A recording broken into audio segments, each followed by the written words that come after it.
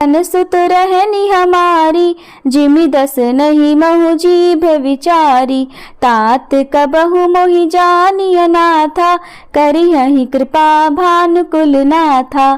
तामस तानु कछु साधन नाही, प्रीति न पद सरोज मन माही। अब मोहि भा भरोस हनुमंता, बिनु हरि कृपा मिलहि नहीं संता।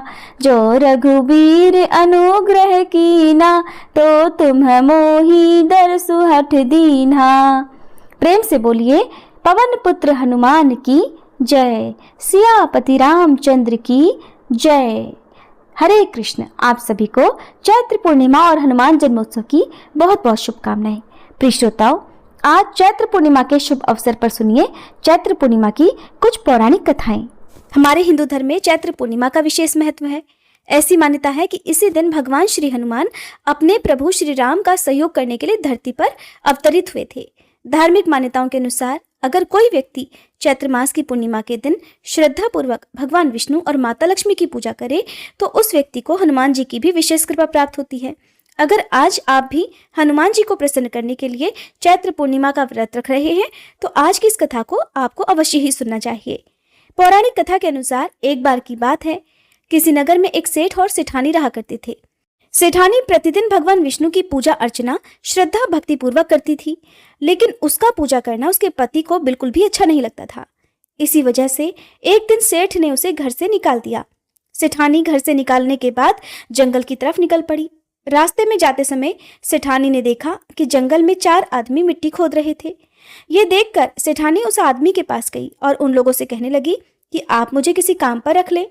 सेठानी के ऐसा कहने पर चारों आदमियों ने उसे नौकरी पर रख लिया। क्योंकि सेठानी बहुत ही कोमल थी, उसने कभी इतनी कड़ी मेहनत नहीं की थी। काम करने के कारण उसके हाथ में छाले पड़ गए। ये देखकर चारों आदमियों ने सेठानी से कहा कि बहन, तुम ये काम छोड़ दो, तुम तो किसी अच्छे घर की लगती हो, इसकी जगह तुम हमारे घर का काम कर दिया करो। सेठानी कहने लगी ठीक है। तब वह चारों आदमी सेठानी को अपने घर लिवा कर ले गए। वहां वह चारों आदमी 4 मुट्ठी चावल लाते थे और उसे आपस में बांटकर खा लेते थे। ये देखकर सेठानी को बड़ा बुरा लगता।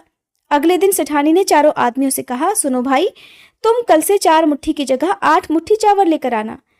सेठानी के कहने पर चारों आदमी अगले दिन 8 मुट्ठी चावल लेकर आए। उन 8 मुट्ठी चावल को सेठानी ने पकाकर भोजन बनाया और उसे भगवान विष्णु को भोग लगाकर चारों आदमियों को परोस दिया।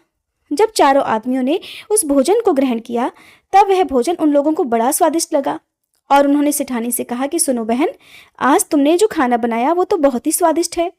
ये सुनकर सेठानी कहने लगी, ये भोजन भगवान विष्णु का जूठा है, इसी वजह से आप लोगों को ये बहुत स्वादिष्ट लग रहा है। उधर सेठानी के जाने के बाद सेठ भूखा रहने लगा। आसपास के लोग उसे देखकर ताना मारते थे कि ये आदमी तो सिर्फ अपनी पत्नी यानी सेठानी की वजह से ही भोजन किया करता था। ये सुनकर सेठ एक दिन अपनी पत्नी सेठानी को खोजने के लिए जंगल की तरफ निकल पड़ा। रास्ते में उसे वही 4 आदमी मिट्टी खोदते हुए दिखाई दिए। उसे देखकर सेठ ने कहा, सुनो भाई, क्या तुम मुझे अपने घर काम पर रख सकते हो? तब चारों आदमियों ने तरस खाकर उसे भी काम पर रख लिया। लेकिन मिट्टी खोदने की वजह से सेठ के हाथों में छाले पड़ने लगे, उसके बाल भी गिरने लगे। ये देखकर चारों आदमी कहने लगे, सुनो भाई, तुम ये काम रहने दो, तुम किसी अच्छे घर के लगते हो, तुम हमारे साथ हमारे घर चलो, वहीं कुछ काम कर लेना। तब सेठ ने उन चारों की बात मान ली और वह उनके साथ उनके घर की तरफ चल पड़ा। घर पहुंचने के बाद सेठ ने सेठानी को देखते ही पहचान लिया, लेकिन सेठानी घूंघट में थी, इस वजह से वह अपने पति को नहीं पहचान पाई। हर दिन की तरह इस दिन भी सेठानी ने भोजन बनाकर भगवान विष्णु को भोग लगाकर सभी को भोजन परोस दिया। जैसे ही सेठानी सेठ को भोजन देने लगी तभी भगवान विष्णु ने सेठानी का हाथ पकड़ लिया और कहा, ये तुम क्या कर रही हो? ये सुनकर सेठानी कहने लगी, मैं तो कुछ नहीं कर रही, मैं तो भोजन दे रही हूँ, लेकिन भगवान विष्णु ने इस समय मेरा हाथ पकड़ लिया है। तब चारों भाई सेठानी से कहने लगे कि बहन, हमें भी भगवान विष्णु के दर्शन कराओ। ऐसा कहने पर सेठानी भगवान विष्णु से हाथ जोड़कर अनुरोध करने लगी कि हे प्रभु, आप मेरी तरह इन्हें भी दर्शन दीजिए। ये देखकर सेठ ने सेठानी से क्षमा मांगी और उसे अपने साथ घर चलने को कहा। तब चारों भाइयों ने अपनी बहन को बहुत सारा धन देकर विदा कर दिया। उसी समय से सेठ भी भगवान विष्णु का परम भक्त बन गया और भगवान की पूजा श्रद्धा पूर्वक करने लगा। ऐसा करने से उसके घर में फिर से धन की बरसात हो गई। मान्यता है कि चैत्र पूर्णिमा के दिन व्रत रखकर इस कथा को सुनने से भगवान विष्णु की कृपा से सभी के घर में धन के भंडार भरते हैं, उनके सभी दुख दूर हो जाते हैं। प्रेम से बोलिए श्री विष्णु भगवान की जय। किसी देश में एक राजा रहा करता था। उनके 2 बेटे और 2 बेटियां थी। बड़ी बेटी का नाम था अमावस्या और छोटी का नाम था पूर्णिमा। अमावस्या बड़ी नटखट और चतुर लड़की थी, जबकि पूर्णिमा सीधी सादी भोली भाली, घर का सारा कामकाज करने वाली, धर्म कर्म में विश्वास करने वाली लड़की थी। कुछ समय बीतने पर उसके दोनों भाइयों का विवाह हो गया। घर में भाभियां आ गई। दोनों भाभियां पूर्णिमा से बहुत खुश रहती थी, क्योंकि वो घर का सारा कामकाज कर दिया करती थी। लेकिन अमावस्या कोई भी कामकाज नहीं करती थी, इसलिए भाभी उससे चिढ़ती थी।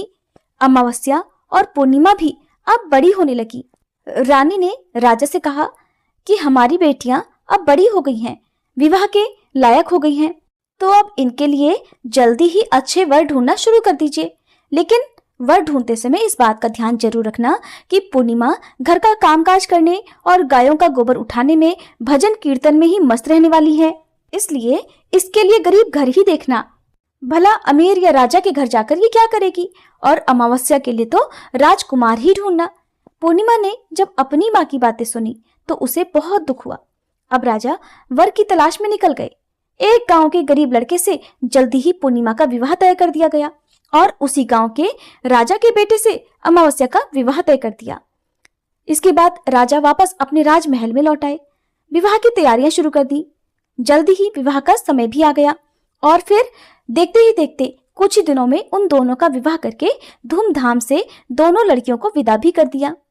पूर्णिमा को एक गरीब घर में ब्याहा गया था, इसलिए ये सोचकर उसे विदा करते समय कुछ भी दान दक्षिणा नहीं दी, ये सोचकर कि आखिरकार उसे वहां जाकर किस बात का दिखावा करना है। उधर अमावस्या एक अमीर घर में गई, इसलिए उसे बहुत सारा धन भी विदा करते समय दिया गया ताकि राजमहल में उनकी बढ़ाई हो सके। अब दोनों बहनें अपनी अपनी ससुराल चली गई। कुछ समय बीतने के बाद दोनों को ही संतान प्राप्त हुई। एक दिन की बात है, अमावस्या ने अपने घर में कीर्तन रखा, लेकिन अपनी बहन पूर्णिमा को बुलावा नहीं भेजा। इससे पूर्णिमा को बहुत दुख हुआ। सोचने लगी कि मैं बहुत गरीब हूँ, इसीलिए मेरी बहन ने मुझे नहीं बुलाया होगा, और वह बहुत दुखी मन से अपने घर की दहलीज पर बैठी हुई थी। इधर नगर की बाकी औरतें कीर्तन में खूब सज धज कर जा रही थी। पूर्णिमा को अपने घर की दहलीज पर बैठे देखकर औरतें उससे कहने लगी, पूर्णिमा तुम नहीं चलोगी क्या? तो पूर्णिमा बोली, मेरे घर तो बुलावा आया ही नहीं, इसलिए मैं नहीं जा सकती। उसकी बात सुनकर सभी औरतें कहने लगी, अरे पूर्णिमा तुम तो बहुत अच्छा भजन कीर्तन करती हो, इसलिए तुम हमारे साथ चलो। पूर्णिमा बहुत भोली थी। उन सबके कहने पर वह भी उनके साथ चली गई। उसे अपने घर की दहलीज पर देखते ही उसकी अमीर बहन अमावस्या तो बहुत ही क्रोधित हो गई और गुस्सा करती हुई कहने लगी, जब मैंने तुझे बुलाया नहीं तो फिर तू मेरे घर क्यों आई? लेकिन ठीक है, अब आ ही गई है तो चुपचाप एक कोने में बैठ जा और देख, कुछ बोलना नहीं। बहन के इस व्यवहार से पूर्णिमा को बहुत दुख हुआ।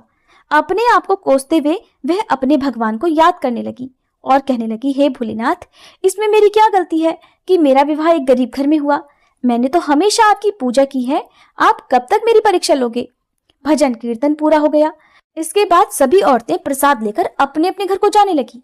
अमावस्या ने सभी को प्रसाद दिया, लेकिन अपनी बहन पूर्णिमा को प्रसाद नहीं दिया और कहने लगी कि तुम मेरे घर का प्रसाद लेने के लायक नहीं हो। बहुत दुखी होकर आंसू बहाते हुए पूर्णिमा अपने घर के लिए निकल गई। आधे रास्ते पहुंची तो सोचने लगी, क्यों ना आज अपने पीहर चली जाऊं, माँ और भाभियों से बात करूंगी तो शायद मन थोड़ा हल्का हो जाएगा। ये सोचकर वह पहले अपने घर गई, पति और बच्चों को भोजन कराया, फिर पति से आज्ञा लेकर सुबह जल्दी लौटने का कहकर वह अपने पीहर के लिए निकल गई। रास्ते में तुलसी माता का एक चबूतरा आया।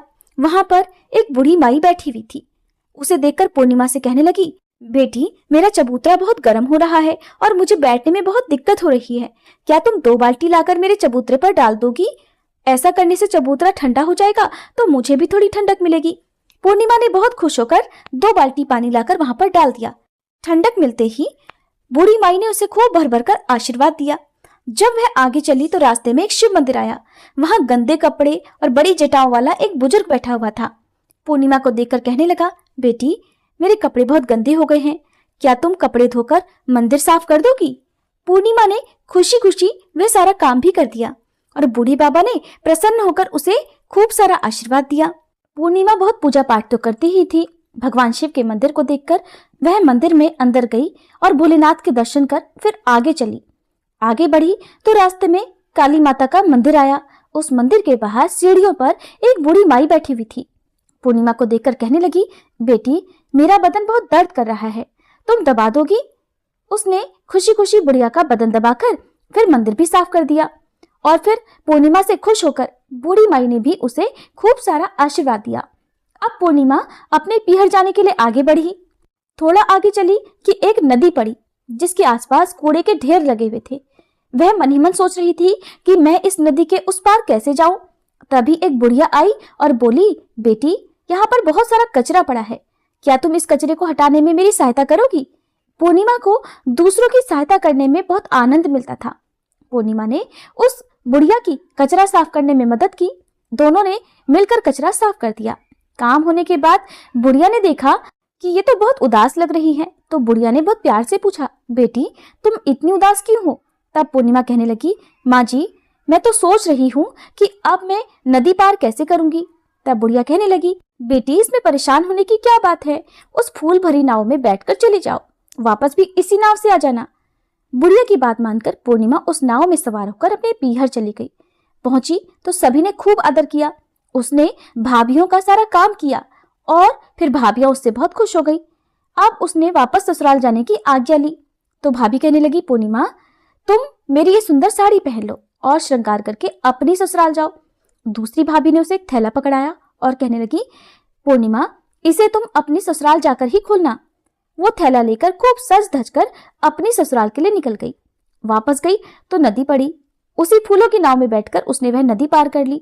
जब आगे जाने लगी तो फिर से बुढ़िया मिली। बुढ़िया बोली, बेटी मुझसे मिलकर नहीं जाओगी क्या?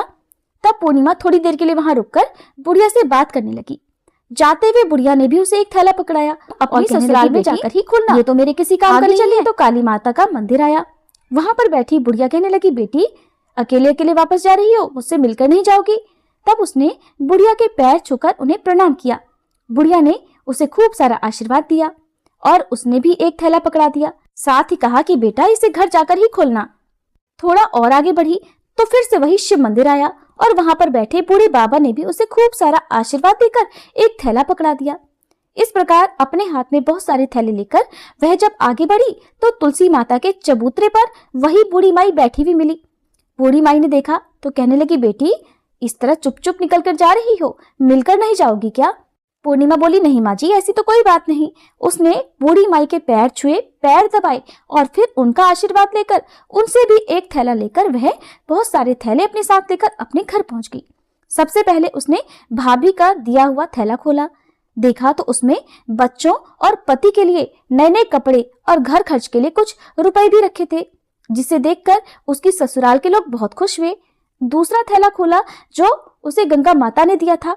उसमें बहुत सारा सोना चांदी देखा तो सभी बहुत खुश हो गए और गंगा माता का धन्यवाद किया।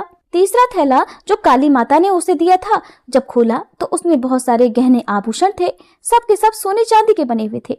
सबने मिलकर काली माता का धन्यवाद किया। चौथा थैला भोले बाबा का था, जिसमें ढेर सारी धन संपत्ति और भर भर कर सुख भरा हुआ था। अब पूर्णिमा के पास किसी भी चीज की कोई कमी नहीं रही। वो भी अपनी बहन अमावस्या की तरह खूब धनवान और सुखी हो गई। पांचवा थैला खोला तो उसमें तुलसी माता का दिया हुआ बहुत सारा आशीर्वाद, गहने और सुख भरा हुआ था। ये सब पाकर उसने तुलसी माता को भी धन्यवाद किया और वह अब गरीब नहीं रही। पूर्णिमा ने भी अब जल्दी ही अपने घर में कीर्तन रखवाने की सोची। उसने अपने नगर की महिलाओं को कीर्तन का बुलावा भेजा, साथ ही अपनी बहन अमावस्या को भी बुलाया। कीर्तन का दिन आया तो सभी कीर्तन करने के समय पर पहुंच गए। अमावस्या अपनी बहन पूर्णिमा का घर ये देखने की इच्छा से आई कि वो तो गरीब है, कहां से कीर्तन करेगी। वहां पहुंची तो वहां का ठाट बाट देखकर हैरान रह गई। पूर्णिमा से पूछने लगी, बहन कल तक तो तुम्हारे घर कुछ नहीं था, आज इतना सारा सब कुछ कहां से आ गया? पूर्णिमा बहुत भोली भाली थी, उसने सारी बात सच बता दी। सुनकर अमावस्या के मन में लालच भर गया। वो भी अपने पति की आज्ञा लेकर अपने पीहर चल दी। जब आगे चली तो रास्ते में तुलसी माता का चबूतरा आया। वहां पर बैठी थी एक बुढ़िया। बुढ़िया ने भी उससे वही बात कही। अमावस्या बोली, मैंने नए वस्त्र पहन रखे हैं, ये वस्त्र खराब हो जाएंगे और मैं तुम्हारी कोई सहायता नहीं कर सकती। ऐसा कहकर वो आगे चली गई। आगे गई तो शिव मंदिर पर एक बूढ़े बाबा बैठे थे। उसे देखकर बाबा ने भी वही बात कही जो पूर्णिमा से कही थी। तो अमावस्या कहने लगी, मैं मैले कुचले लोगों से बात नहीं करती। और ऐसा कहकर वह गुस्से में आगे बढ़ गई। आगे पहुंची तो काली माता के मंदिर पर एक बूढ़ी माई बैठी हुई थी। उससे भी अमावस्या कहने लगी, मैं किसी के पैर नहीं दबा सकती। ऐसा कहकर वो फिर आगे बढ़ गई। आगे बढ़ी तो एक नदी पड़ी। नदी के इस पार ही उसे एक बूढ़ी माई मिली, जिसने अमावस्या से भी नदी के आसपास का कचरा साफ करवाने में मदद मांगी। सुनकर अमावस्या क्रोधित हो गई और कहने लगी, मैं कोई कचरा उठाने वाली नहीं हूं, तुम मेरे सामने से हटो। ऐसा कहकर वह वहां पर खड़ी हुई फूलों की नाव में बैठ गई। जैसे ही अमावस्या उस फूलों वाली नाव में बैठी कि उसके सारे फूल कांटों में बदल गए। देखते ही देखते उसके पूरे शरीर में कांटे चुभने लगे। उसे बहुत जोर से दर्द होने लगा और वह लहूलुहान हो गई। जल्दी ही नाव से उतरकर वह अपने घर पहुंची। भाभियों ने जब अमावस्या को इस हाल में देखा तो उससे पूछा। फिर जल्दी ही उनका माथा ठनका कि ये यहाँ क्या करने आई है। उसने भाभियों के किसी भी काम में हाथ नहीं बटाया, ना ही किसी से ठीक से बात की। अगले दिन जब वह वापस अपनी ससुराल जाने लगी तो अपनी भाभियों से बोली, भाभी मुझे सीख में आशीर्वाद में कुछ नहीं दोगी क्या? भाभी बोली, दीदी आप तो बहुत नाजुक हैं, आप भारी वजन उठाकर कैसे ले जाएंगी? आप जाइए, हम आपके घर तक पहुंचा देंगे। तब वह खुश होकर आगे निकल गई। आगे नदी पार करने पर बूढ़ी माँ से बोली, तुम मुझे कुछ नहीं दोगी क्या? तो बूढ़ी माई कहने लगी, बेटी मैं तो सबको देती रहती हूँ, तुम घर जाओ, मैं तुम्हारा सामान तुम्हारे घर पहुंचा दूंगी। इसी प्रकार रास्ते में मिलने वाले बूढ़े बाबा और सभी बूढ़ी माई ने भी उससे इसी प्रकार कह दिया कि तुम घर पहुंचो और हम तुम्हारा सामान तुम्हारे घर पहुंचा देंगे। सुनकर वह बड़ी खुशी खुशी अपने घर आ गई और सामान का इंतजार करने लगी। जैसे ही घर पहुंची तो उसने देखा कि उसके आंगन में 5 थैले भरे रखे थे। वह बहुत खुश हो गई। उसने सोचा, अब तो मैं अपनी बहन से भी अधिक धनवान हो जाऊंगी। जैसे ही उसने वो थैले खोल कर देखा तो उनमें से किसी में कीड़े मकोड़े, कांटे, सांप और किसी किसी में मिट्टी, कंकड़ पत्थर आदि भरे हुए थे। ये देखकर वो तो बहुत दुखी और निराश हो गई। फिर वापस जल्दी से अपनी बहन पूर्णिमा के घर गई। उसे सारी बात बताई। सारी बात सुनने के बाद पूर्णिमा अपनी बहन से बोली, बहन तुम्हें रास्ते में जितने भी लोग मिले थे उन सब की सेवा करनी चाहिए थी। बिना कर्म और सेवा के कभी सुख नहीं मिलता। ये सुनकर वह बहुत शर्मिंदा हुई। अपनी बहन को निराश और दुखी देखकर उसकी बहन पूर्णिमा कहने लगी कि बहन तुम अपने जीवन में 3 बातों को सदा याद रखना। अमावस्या के पूछने पर उसने बताया कि ईश्वर से सभी के लिए दया मांगो, सभी के लिए सुख संपत्ति मांगो और भगवान भोलेनाथ के मंत्र का जाप करते रहो। इससे तुम्हारे जीवन के सभी दुख, सभी दर्द और सभी कष्ट नष्ट हो जाएंगे और तुम्हारे मन को शांति मिलेगी। इसके साथ ही तुम्हें भरपूर आशीर्वाद भी मिलेगा। तब अपनी बहन के कहे अनुसार उसने भी इस बात का सदा जीवन में ध्यान रखा और वह भी दूसरे लोगों की सहायता करने लगी। ये थी चैत्र पूर्णिमा के दिन सुनी जाने वाली कुछ कथाएं।